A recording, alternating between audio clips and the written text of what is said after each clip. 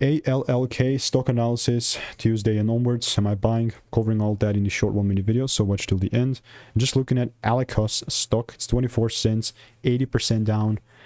To be very frank and honest with you, this is how my chart looks like, and it's actually I was very open for more longs, but what happened today is absolutely crazy. Like crazy.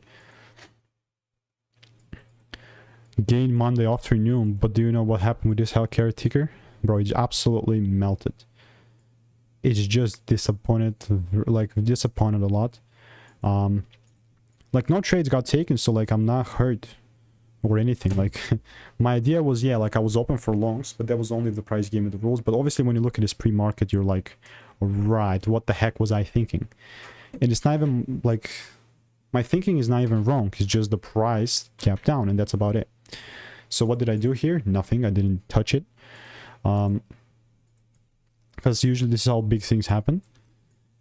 And that's because we've started breaking lower, like more likely than not, this is just going to keep melting. And I'm not even like trying to be a hater or anything. That's just the reality. And like not a lot of people want to face the reality, right?